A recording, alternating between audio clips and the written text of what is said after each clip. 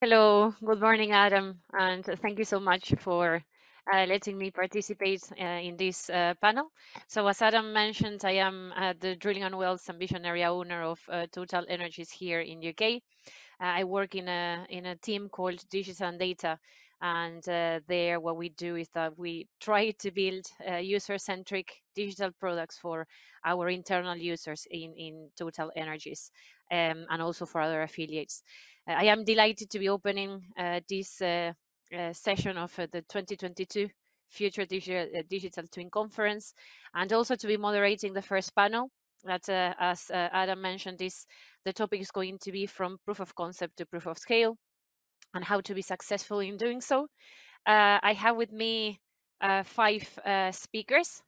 So we have Sundeep, that is joining us from Shell, James from Petronas, Dominique from TotalEnergies in France, John from OMB, and Shane from Kongsberg Digital. We have lots of topics to cover, and hopefully this is going to be a very rich session. So what I will, not to be going late, I will let each of the members or the speakers introduce themselves, say something about the position you're occupying, and let us know something more about you. So Sandeep, would you like to start? Yeah, thanks so much, Maisa. I lead innovation for global industrial sectors, and the focus sectors, yeah, that I focus on are sectors like primary metals manufacturing, power generation, which includes conventional power, renewable power, auto components, which includes also the electric vehicle, battery solutions.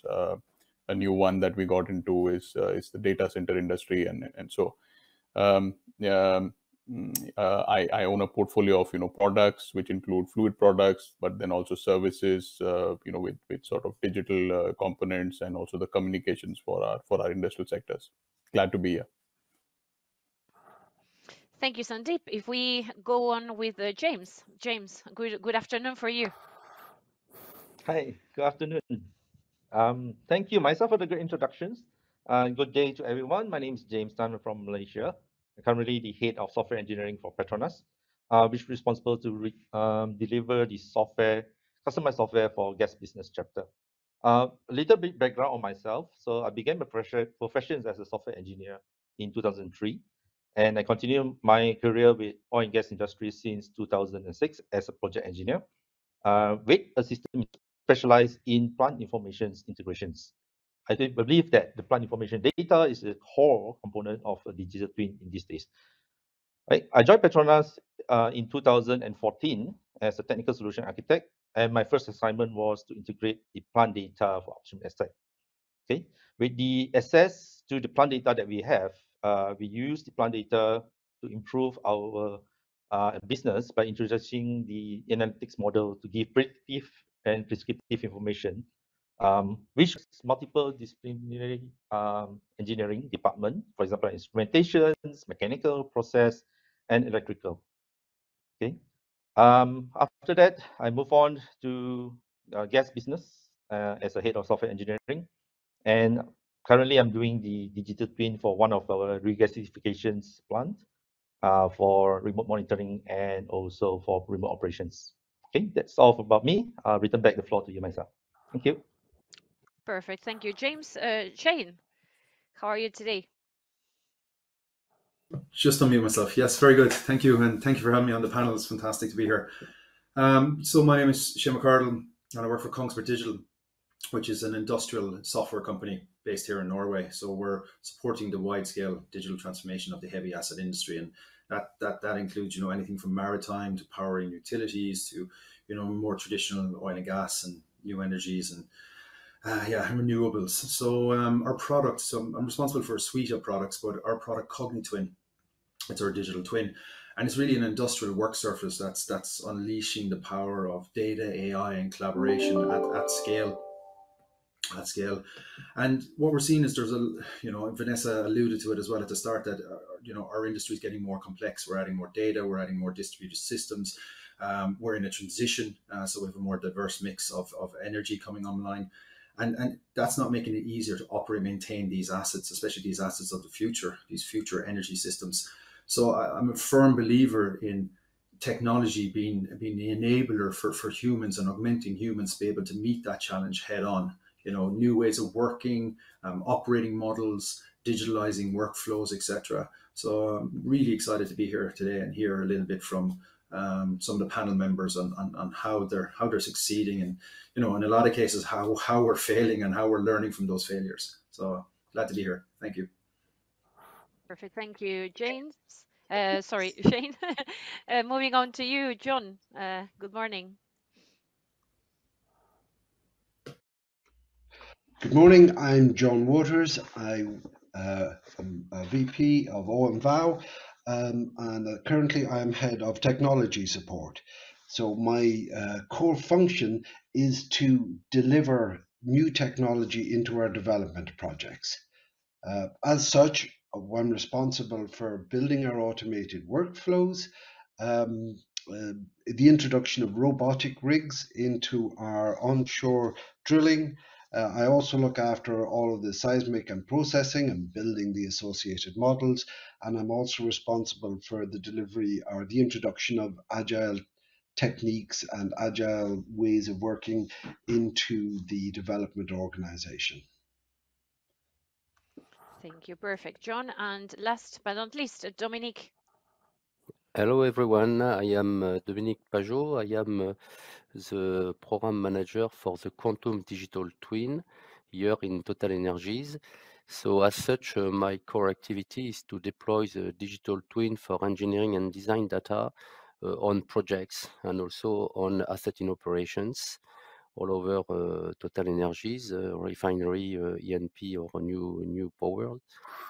I am a field operation discipline, moved to data and progressively to digital.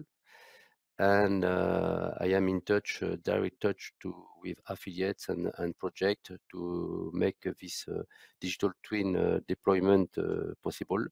And also, you will see in the presentation, I am in touch with all the different teams in TotalEnergies working for digital in general. Perfect. Thank you very much, Dominique. So I think that I'll just try to start. We are running a little bit late, so we'll try to make our best to share all what we need to share with the audience. So I think that, of course, when we speak about proof of concept, we speak about a digital twin. One of the most important things that come to our mind is data in itself, and how we will contextualize and integrate this data is going to be afterwards the result of us being successful or not. So James, would you mind telling us what you have done in PETRONAS to ensure that the data that you're using to build your proof of concepts are reliable? Okay, so let me just share my experience on the recent project that I'm having. So for the proof of concept, or we call it as a pilot program, we start it with a very small scale. Okay, we start it on a specific unit. Okay, and then we do some discovery of what a kind of data source that are available in our ecosystems, and we try to map it. I think the first thing that we do is to get the modeling up, which is the asset hierarchy. Okay, so you get the asset hierarchy, and we do map the asset hierarchy with all the equipment tags and also the other PI tags or plant information data that we have, together with mapping it to its correspondence engineering technical documents. So we started very small, okay, and basically there's a lot of hiccups. A lot of data was not updated. We do face that the PNID, well, there's a new markup, and basically we don't have a digital updated markups at that point of time. But along the way, when the data has been visualized by the end users, right, give us more feedbacks, and we do a lot of improvements like automating some of the data mappings and so on. So that's it for the experience from my side. Thank you, James. And speaking a little bit more about that, Sundeep, if what do you think that is the impact of not having reliable data? Has it happened to you, and how have you tried to resolve it, and what happened in that case? Yeah, no, thanks, Maisa. Yeah, I think so the whole concept of a digital twin is on manipulating and on using real time data, right, to give you sort of insight. So if the data is not reliable, whether that's time series data or maintenance data, or maybe you have not manipulated it in the right way, then basically what the asset virtually does not perform how you see it in reality, right? So that is one of the critical inputs required for any uh, uh, predictive maintenance or any digital twin type of project that people would work on. So typically what we do is also very similar to what James said. We start with a small pilot. There are a couple of places that we evaluated, that where could we potentially use digital twins concepts. So they are continuing at the moment.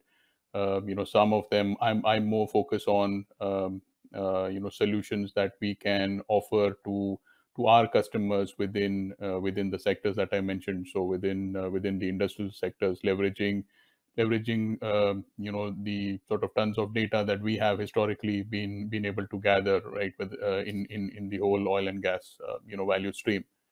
And typically how I would try to conceptualize it is, it's sort of a virtuous loop, right? So between data and then modeling and then visualization, and how we look at it is with sort of 4 maturity levels in a digital twin.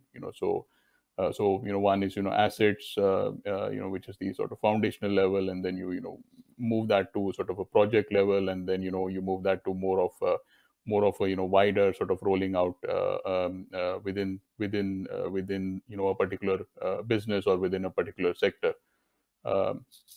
Yeah, I don't know if that gives you enough of what could go wrong if the data is not valuable. Yeah, but no, perfect, Sandeep. And while you were saying that, I had in my mind, do you think that what happened with the users? Because of course we know that when we give them a product and the data perhaps has not proven to be reliable and of good quality, what was the impact on them? How did you solve that also afterwards with them? Yeah, no, so typically what we try to do is we will not roll it out, in a big bang without actually piloting and without, actually, testing it, right? So typically we run pilots, for a substantial period of time, right? So, before we roll out, such a project, it would be a couple of years. And we start with, testing on sort of, one equipment, and then, try to scale it, right? So you need to look at, okay, one is historically what data is available, but then what types of real-time data feed is currently available, right? So what type of sensors are available? How is there enough of a connectivity? So if it is sort of a real life environment, now we are hoping that the world is moving towards 5G connectivity. It'll be some time till you get there. So all of those things sort of impact on then how good is the prediction versus what you're actually seeing. But I think we've had quite some good good results already, right? Where actually when the modeling is done well and when the data quality is well, then we've had examples where actually the real behavior of for example control valve, it actually differed from how the model predicted it. And so actually when that was realized, then we avoided a fault which which could have avoided cost of maybe $1 million or so at that particular asset, right? So it has already started, delivering results. But the only way to avoid actually putting a solution, active solution in the hands of your staff or even yours is by testing it, and by really rigorously making sure that you have actually tested the pilot before launching it. And then it's a continuous sort of learning experience from that data, right? You get more data, and then you improve on on the modeling. Perfect. Thank you so much, Sundeep. We will now move on to Dominique. Dominique has prepared some slides in order to show us what TotalEnergies and under the quantum project that he's leading has been working on. So please, Dominique, the floor is yours. Okay, thank you.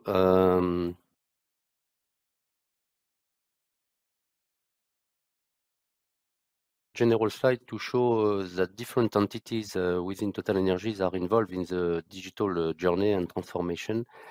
The first pillar we show on this slide is about data structuration, that we are dealing with it, and it is absolutely key, data structuration and access to the data. We already discussed around this panel one discussion. The second pillar for us is about real-time monitoring. The third panel is, as soon as the data is available, is how we can share and how we can collaborate together around those data. It's not so obvious, so this is a matter of portal or navigation and visualization of data. And the last pillar for TotalEnergies is about analytics, prediction, making calculations on data so that we can predict what can happen, and we can also better operate our assets. So as such, I think we are dealing with the digital twin definition given by DNV. And as quantum digital twin team, we are in charge mainly with engineering and design data, working also on asset lifecycle information related to maintenance, inspection, operation activities. So if we can go to next slide, I can push myself, yes. This slide is about, in blue, this is what is done in quantum digital twin, where we are the model. I think some points has been already said about the modeling of data, which is the way the data will be presented, and it is a real key. And coming back to pilot, I think it was a journey to make this one data model that is based on a standard, but that is to be to fit with practices. This is another game from the model to the practice. The brick on top, which is one pivot, is a specific database where we describe the full description, physical and functional description of the installations. And you can see on the bottom part of the slide all the legacy disciplines, databases, applications where people are doing the job related to data. It can be documentation. It can be, for us, it is SAP for maintenance inspection activities, what we call the asset lifecycle activities. It can be real-time data, of course, and after many applications like that.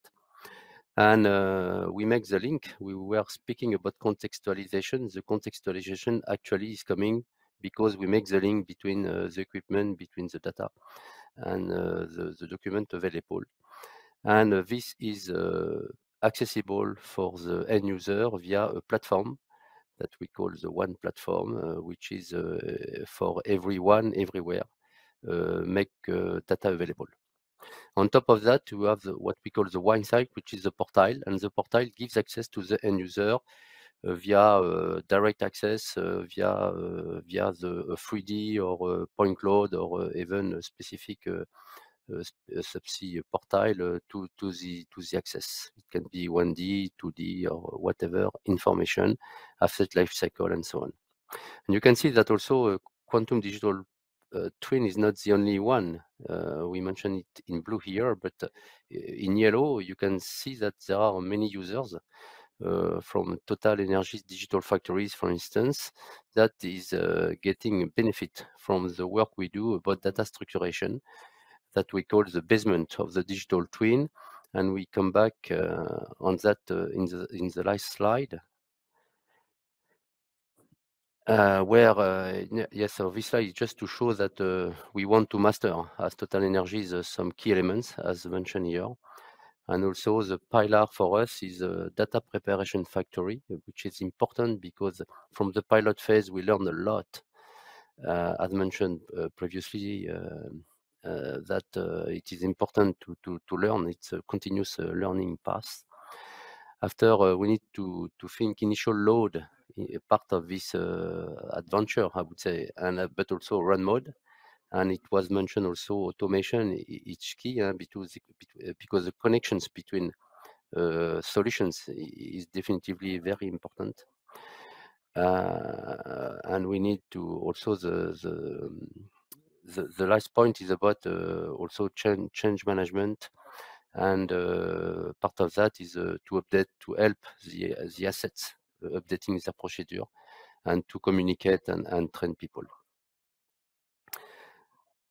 So then coming back to what we learn, yes, pilot phase was definitively a key point for TotalEnergies. Definitively, we made that an asset in operations and also before rollout and on projects. And it is important during this phase that the use cases, because digital twin is, we think, based on use case definitively, that is bringing value. It is important to set up those use cases during this pilot phase. After that, data preparation is something very important. I think the scope is something that to be carefully studied for both project and asset in operations. We should move progressively to factory, data prep factory, or industrialization of all the process, because it's quite a huge activity. We can use also some advanced technologies for that. Data QC is a key point that should be made robust, and it's also the point for a pilot to make it robust, and it should be controlled because it never stops. As mentioned already, it's a continuous improvement on data quality, and it will be in time. So for the initial data prep, something should be stopped sometime. And the data model, as mentioned already, should be field proven, which is something you need to it's a field testing definitively and practice that makes it possible. The next point is about the technical bridge and architecture, as I show you. It took some time to build something robust and mature. It is important for TotalEnergies to keep an open architecture so that we can bring in some new bricks, because we do believe that in the digital technologies will run very fast. In some cases, I mentioned connectivity because on some remote sites, it could be somehow a digital enabler or a stopper when you want to get access to 3D or to EV documents. It can be a real problem. Finally, data governance, already mentioned somewhere, is definitively a key.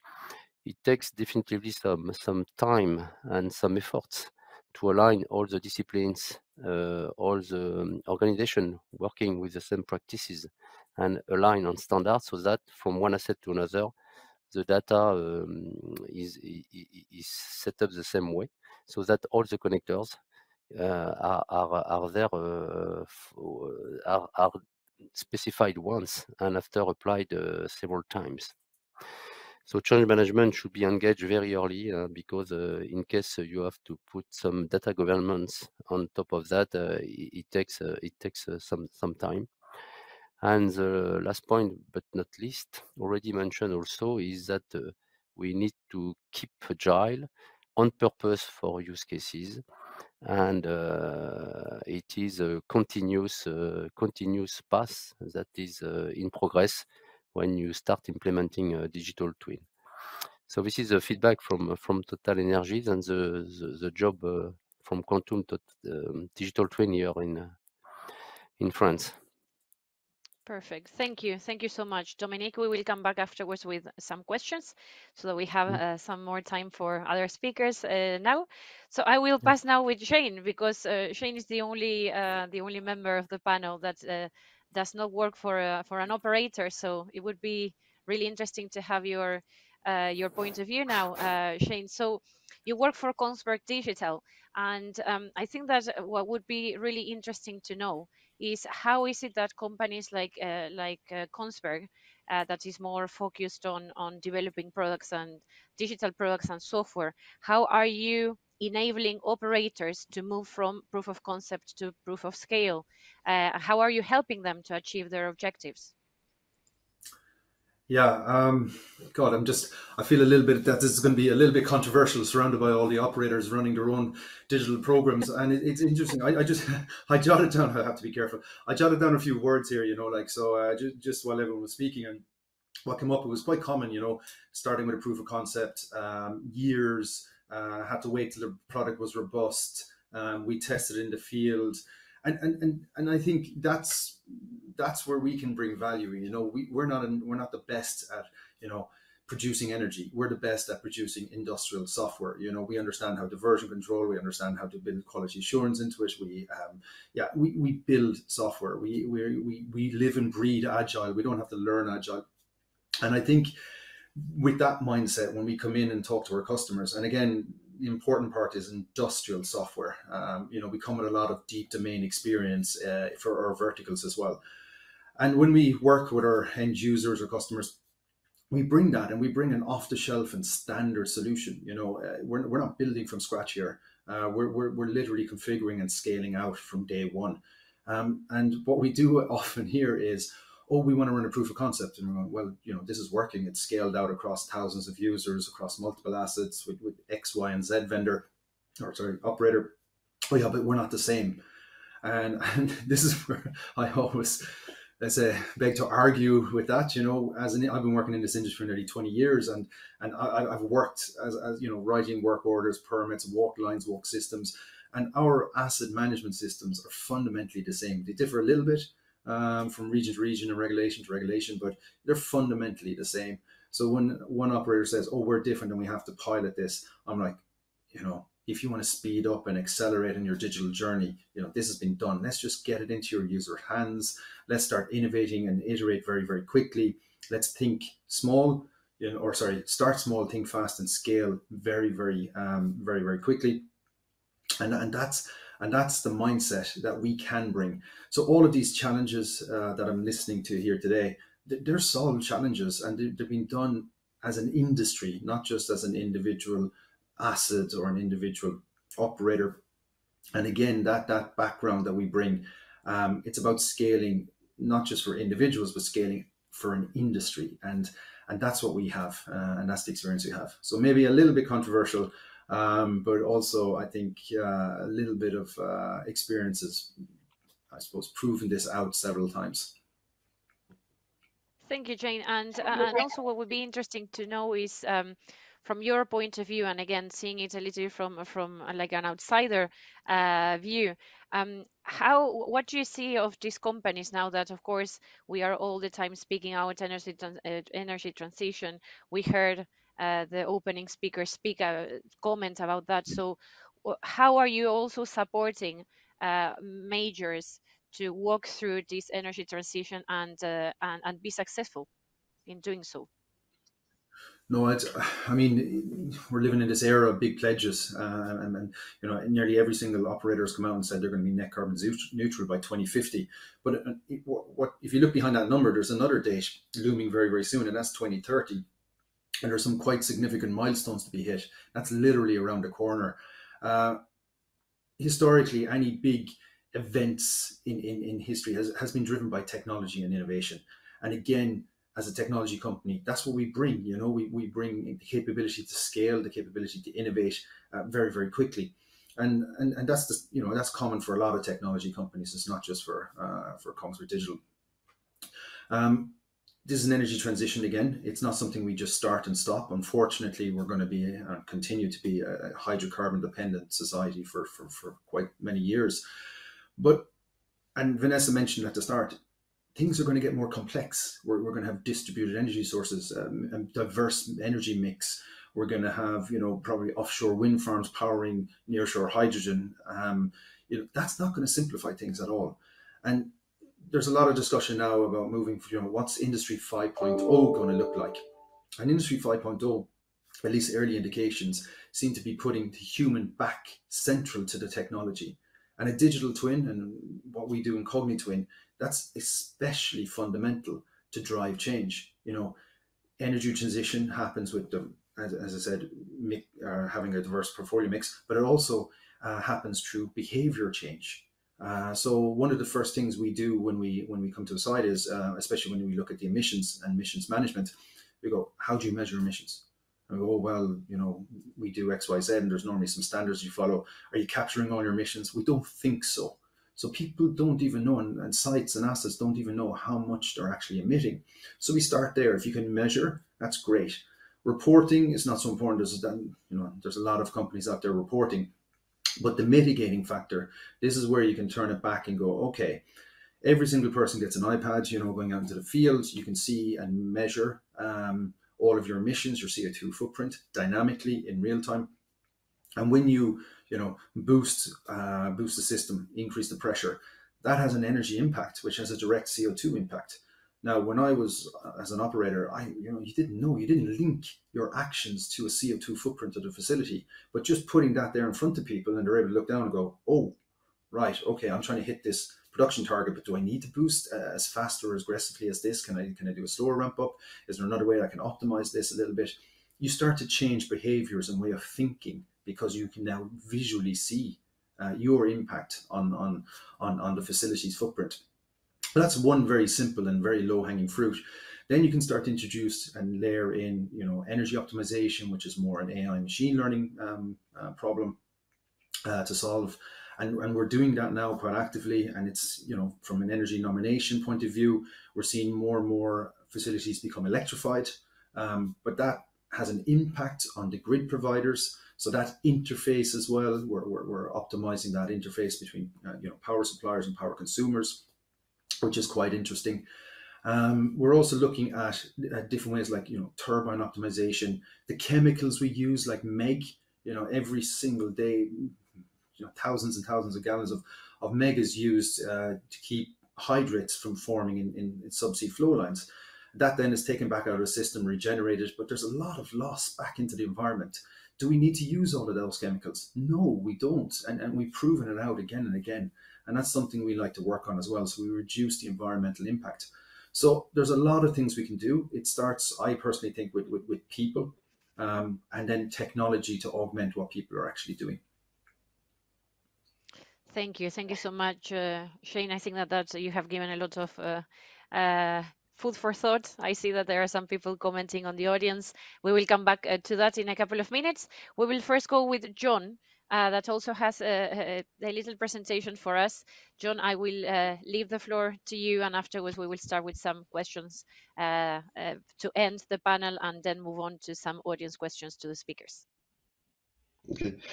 Well, first of all, thank you, Shane, for your comments. I don't think they were that controversial. I do think we need an awful lot more cooperation in the industry than we've had previously, and we need to improve it. We need to get better at it. My other core prediction about it is I see the time in the future when we will stop talking about barrels of oil equivalent, and we'll probably discuss everything in terms of kilowatt hours. Now, that's my sort of prediction. So, quick thing for where we are. What I want to talk about is the other digital twin that we have been developing over the last few years. We've been working on building the subsurface one. I am going to talk about the subsurface digital twins instead, just for a short while to give a balance to everything. What we have as a subsurface twin is a set. Really, we have a set of interlocking models that allow us to predict how the reservoir is going to behave and understand what is being delivered. We have, in our side of the industry, moved to OSDU, which has rolled out its Mercury release, and OSDU OSDU is a data platform shared in the industry. It allows everybody to communicate, and it allows everybody to store their data in a similar way. There's a lot of cooperative projects going at the moment, helping to develop interactive digital twins. I know we're involved with at least 2 partners, and we also have regular discussions with some other operators as well. What I would actually like to point out is quite often when we are building digital twins of reservoirs, the digital twin is the end objective, but there's a lot of insights to be gained in the journey. And the digital twins we're working on, we regard as the end products of automated workflows. To give you a understanding of the challenge we're looking at, this is one I picked. This is a map of just a part of what we're looking at, which is well delivery, how to design a well. Most of this, what you can see is there's a lot of information that is iterative, that moves back and forth, and each time information is moved, it is moved in different ways. It comes in PowerPoints, it comes in Excel, it comes in ASCII files even. There are so many different ways information is around. And our focus over the last year or two has been to actually move all of this to an OSDU platform. In other words, all of the applications are transmitting information back into a data platform where they can be picked up by the next piece of software. And what we're actually finding is there are quite a lot of benefits. If we look at automated workflows, one of the key things we're finding is substitution. When we looked at what our people were doing, when we looked at what our engineers and scientists are doing, we discovered that they're spending about 40% of their time just moving information around. Checking version control, seeing how things are actually working, looking at what they've received, putting it into their databases, moving things around. I mean, I can think of one particular example where just transferring information from one data package to another can take 24 hours. So substitution, huge benefit if you can actually move towards automated workflows. Enhancement comes without speaking. What you have is improved visualization and decision-making tools, where you can move things, and you can get the AI systems and the databases to start to push lessons learned from previous projects to allow people to do things. And then the last part of it, the one we're really starting to look at, is what we call synchronicity. And that is the idea that you can have multiple people working on building models that used to be performed in sequence. And now you can do them in parallel because the data is moving quickly between each of the models, and you've got version control that allows it. The challenges we have, well, the big one is simplification of data transfer, is moving all of the companies into communicating with the same platform. We have we're building one at this moment in time. We have what we call 58 APIs built with the core data system at the moment. So that means 58 different pieces of software written by different companies have had to write an interface, which is called an API, to allow the transfer of information. The cooperation between everybody has been impressive. And as we move on, the ability, I suspect, of systems to be able to communicate and work with OSDU is going to be core to business. Coordination of architecture in a dynamic environment. We are moving for a cloud solution.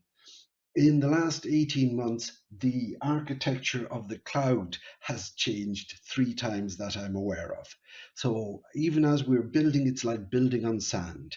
And I don't expect that to change. I think that will be a continuous part of our challenge as the cloud evolves, as the systems that we use evolve. We are going to be constantly updating how we do things. Resistance to new ways of working and tools is significant. We do find it, there's some certain amount of people, they are getting the new tools, but they kind of want to do things the way they've always done it. And that actually is quite a challenge to us. we're working on that, and it is key to it. We have lots of focus on communities of practice and leading things. Leadership understanding. One of the problems we have within our organization, and I've observed it in several other organizations, is we are leaving some of our leaders behind. They are looking at what we're doing, and they're reaching a point where I suspect they don't understand what is going on. Quite often you get it, for example, when we talk about data quality control.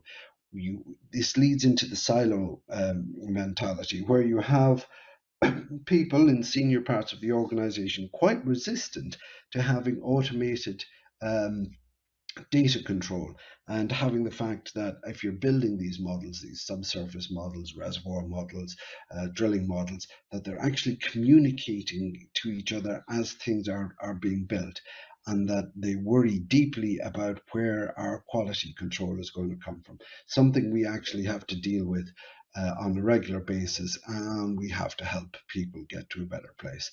The last part of the issue we deal with on a regular basis is silo mentality, again, which is people, as we're moving on, we're moving into agile teams, and where previously you may have had 12 to 15 people working on a project, you're now down to about 8.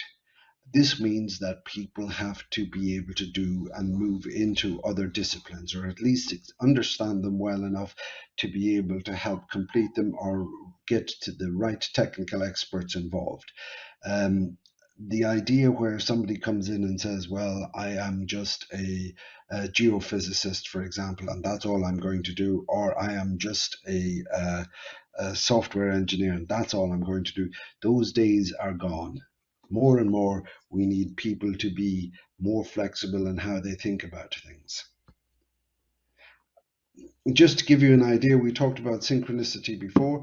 What we're actually talking about, this is a quick example to show what we actually mean. We used to have workflows where models were built in succession. We're now reaching the stage with our new systems, especially the OSDU-based systems, where we can build all of these models at once. And we can actually reduce our time of constructing these digital twins down significantly. Summary. There you go. We're working on creating a full subsurface digital twin. We've reached the point where we can design production wells in a day for a given field once it's up and running, but it requires integrated teams. We are seeing the need to have a significant reorganization and vision from our leadership to help us do it. We are changing how we do it. We're moving to purely agile teams, and it is a challenge, but we're getting there. Benefits are huge. We're identifying more and more invisible lost time. The collaboration levels are improving significantly because a lot of frustration is actually built out of just data transfer. Have I sent you the right data? Is it the right format? All of these things. A lot of that is actually going. People are allowing people to just focus on collaboration. We're moving to improved application of analogs, where people can say, this model here, this digital model looks very much like this one over there. So people can actually go and compare analogs and helps build their understanding and swap lessons learned between different things. And the other thing we are actually finding improves is data security, because we are not losing information anymore. The data we're looking for is stored and it's available to everybody. It's not hidden on somebody's hard drive or caught in somebody's locker. It's always available. There you go. And that's my 10 cents, folks. Perfect, John. Thank you so much for sharing your experience with OMV. I will move on with some questions from the audience then, so as to start closing and wrapping up our panel. So James, we have a couple of questions. First, the audience is wondering, when we are speaking about reliable data, what is it that we are speaking about? If it is process equipment parameters, for model-based twins. And afterwards, another really interesting question is that they were interested in your experience, starting with the basis like the asset hierarchy. So they want some feedback on how deep you went or the format of this hierarchy that you used. Okay. So data reliability talk about the accuracy and also the completeness of the data. So in order to validate this kind of dimensions, you need the business users who have the experience in operations and maintenance to validate based on that you have combined the data from different various of sources. For example, like you get it from asset hierarchy, you get it from PNID, you get it from PyText and so on, right? Because the information that we gathered and we combine these informations is something that we try to match based on the information that is available from us from the documents or from any other systems. And then when we map it, and it will be visualized to the users. At the point of time when we have that data visualized by user will able to view the holistic view of what is there on the model, on the 3D model, and they will give us feedback. And from there, we give for the feedback, we try to fix it. Because some of the data can be outdated, or the drawing was wrong, or something related to, let me think of one of the scenarios. You have multiple versions of that. So we took the wrong versions, for example, and we put it on the visualizations in the digital twin. That caused us a lot of discrepancy on the data. Okay, and on the asset hierarchy side, we deep dive into the tagging, the equipment tags of the individual instrumentations. After that, we got the equipments. Then we have the units that's placed on the area, and then the areas to the plant, and then we move on to the organizations level. So this is how we deep dive on the asset hierarchy side. Perfect, James. Thank you so much for your answers. We have another question. Perhaps Sundeep, you can shed some light on this particular topic. The audience is wondering if there are any strategies to scale that could be commented on. For example, if there is a preference to focus on specific portions of the supply chain before others. For example, digitalizing first processes from upstream versus downstream processes, and of course, each of them is going to have its own pros and cons. So do you think that you could comment a little bit on this topic? Yeah, no, sure. Can you hear me okay? Yeah, sure. Yeah. I think the key is to go in sort of by although a digital twin as a concept has been around for quite some time. It's only being sort of tested in the commercial space in the last let's say couple of years, right? So it's also, I think, very necessary to go step by step, right? So that being said, I think it depends on what type of business you are in, right? So if you are an integrated energy company and you only focus on let's say one part of your value chain, then it might be a decade till you reach the other part of the value chain, right? So I actually what we are doing is we are sort of doing sort of tests and trying to scale in certain parts upstream, certain parts midstream, certain parts downstream. For example, one thing that is replicable is more of focusing on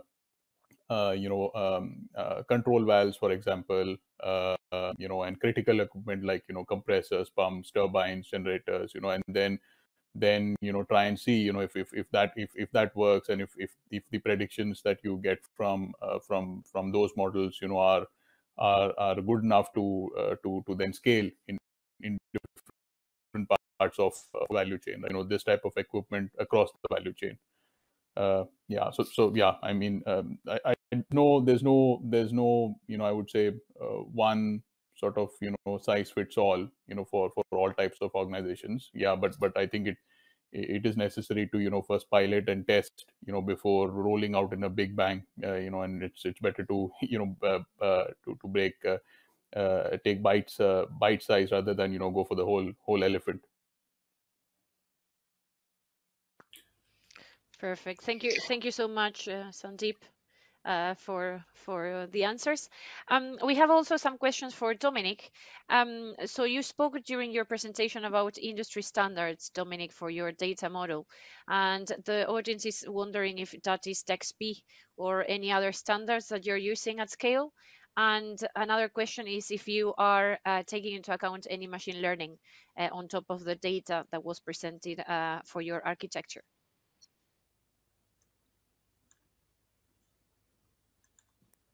I was in mute. Good questions.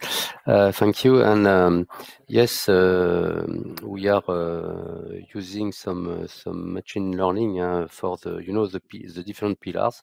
For us as a data preparation, we are using intelligence analytics for the document scraping or data recognition in the documentation. This is a key for data preparation.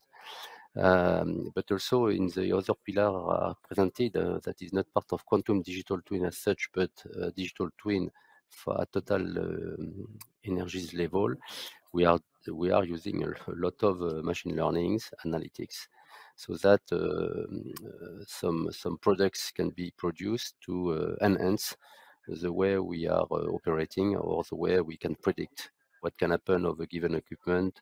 And as mentioned by Sundeep, the value chain, we focus on supply chain, we can focus on operation optimization and so on. So this is definitively yes, used by Total. What was the first point of your question, Maisa? They were wondering which kind of standards are you using? Yeah. They are mentioning TXP. Yes, we are using our. That's why the data model is quite was a significant work. We in quantum digital twin we are using. We are dealing about data perimeter, which is engineering and design. So we are based. Our data model is based on CFOS standard. But it had to be adjusted, and we have to live with this the evolution of this standard. This is the first point. The second point is that we add to this standard some specificities from Total, coming from our company rules and everything. And last but not least, OSDU has been mentioned several times. We are looking and moving slightly. We hope to be able to move, I would say, to OSDU platform. So I think it will take some time, but probably we see that somewhere an objective could be that all standard could move to the OSDU platform somewhere. Perfect. Thank you so much, Dominique, for your answers. We have a question for John. John, you mentioned this agile ways of working. I know that Dominique and myself, that we are from TotalEnergies, we are using this approach too, particularly in our TotalEnergies digital factory, and here also in TEP UK where I work. How is it that you are applying this on your company? Is it that you have, let's say, all the teams looking at working in an agile way as it is supposed to be? Yeah, I mean, the first thing I would say is our software side of people, the people who are adapting things, people who are working on those technical innovations can work agile, no problems. Where we actually find the resistance and where things are starting to get interesting is in our development organization, the people who design and build platforms and the people who design and design fields as well. What we are actually finding, there's a lot of resistance there because people look at it and say, well, these are waterfall projects, they're long, and there's no way you can actually do agile within these projects. We are actually finding ways to do it. We've started with our redevelopment projects, because our redevelopment projects, they generally tend to be smaller. There is less. Let's put it this way: they have to be more cost efficient to start off with. So we have started to find ways to do agile development, where we have teams that come in, and rather than ask for all of the information they actually want, they will go in and look at a system, look at a field, and say what information is available, what can they do, how can they build things. This is a philosophy we are introducing. We've got about 2 or 3 teams working that way at the moment, and we hope to spread it through our entire development organization, probably by the end of the year, which is going to be interesting. Perfect, John. And we have a couple of questions that just came towards the end. So someone is asking if OSDU would be an option for surface needs. That's Dominique. They have a new program coming now for surface needs. So it's outside of the open subsurface data universe. So it's now production universe that they're talking about. So I think built on the same idea, but just focused on a different area. Sorry, Dominic, I probably cut across you there. No. Yeah, they will have to merge at some point because a lot of the production information sits in OSDU, and I'd love to see to see that production platform get matured as well.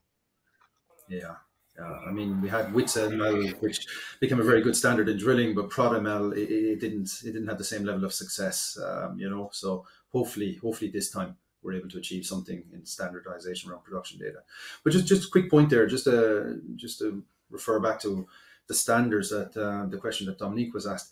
And yeah, you know, as an industry, you know, we do like standards, and you know, they are very, very important. But there's some simple wins when it comes to digitalization. You know, just having every software vendor or source system having an API, just to start a very simple, it can be REST, it doesn't matter, just so they can be open and start to connect to each other. That's something that should be standard within the industry, and it would definitely fast track a lot of what we're trying to do. And I can't remember, was it John? Did you mention there was 51 or more than 50 APIs having to be developed as part of OSDU? I mean, I would imagine a lot of those companies. Sorry, it was 58 for one asset. One asset. So there are a lot to develop, but we generally find the companies are very cooperative, and they understand Yes. they need to do it as well.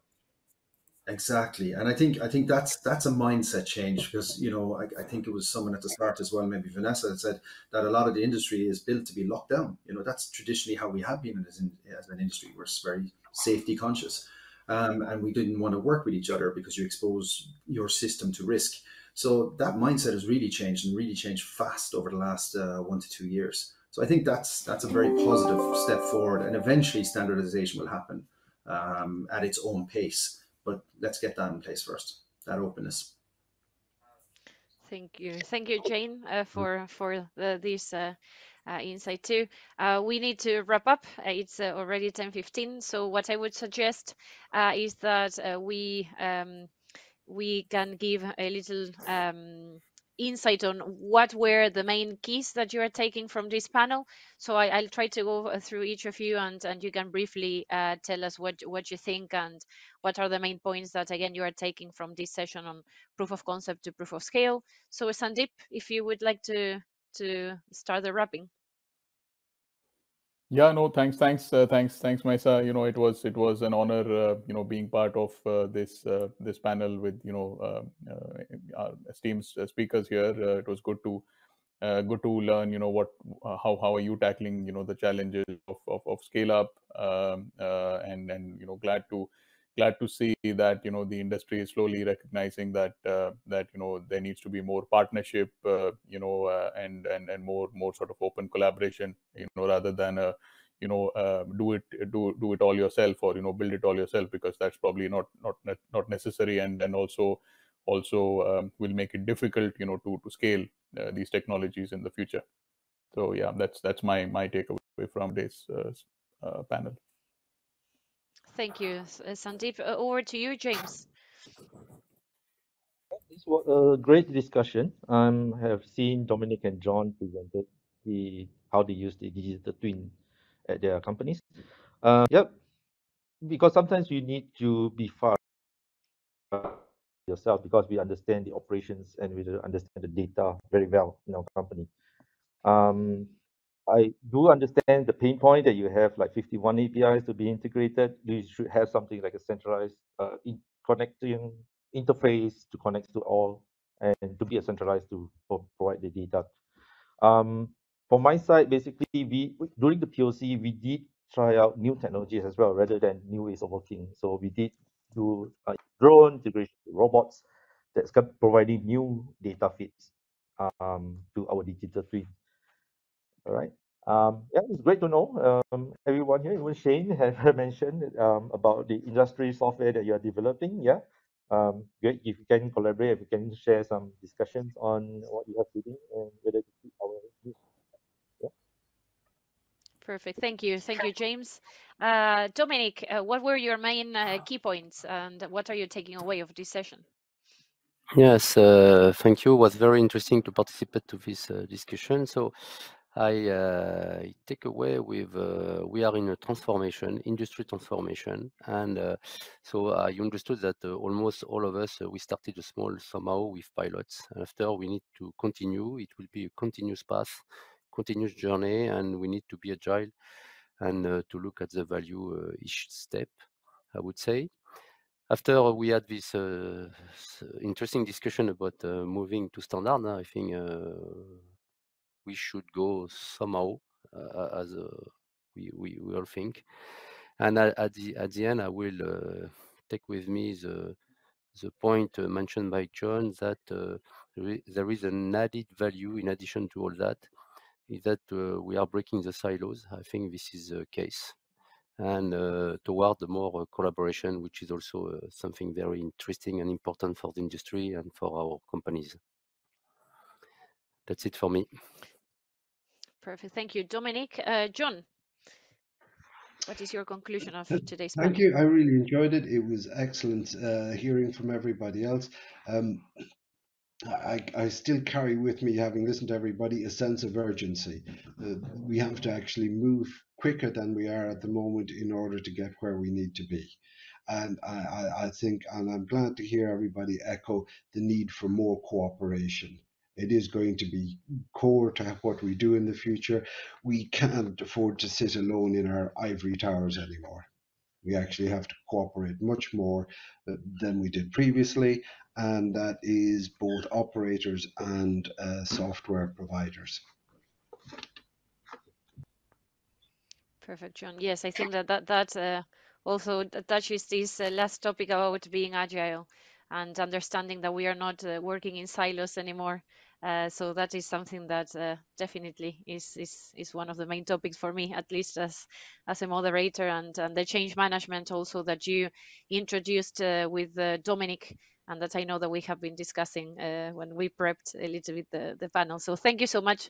And Shane, last but not least, what do you think Yes, thank you. of today? No, reflecting on what everyone said here, and it's very consistent. I mean, we have an awful lot of room to speed up and accelerate on our digital journeys. That's for sure. Listening to quite a few of you here, you know, we still seem to be working in our silos and trying to solve it ourselves. So, I mean, we can learn from each other. And there's a lot of these challenges I listened to today. They're solved challenges. They're already done.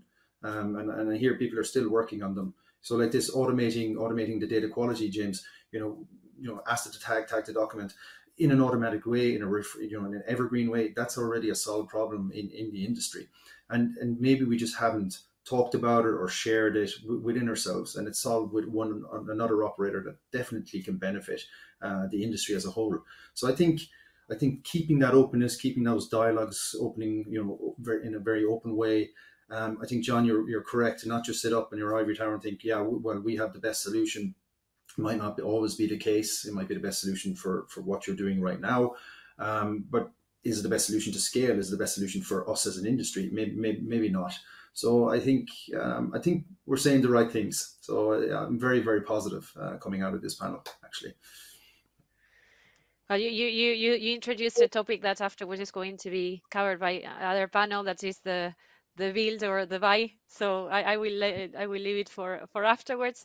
So I think that, yeah, it was really interesting. So thank you so much for joining me today. It was lovely to meet you all and be in this panel as a moderator. And I think that I will leave the floor then to Shane and Adam, that are going to be speaking after this panel. Thank you so much and have a great morning. Thank you.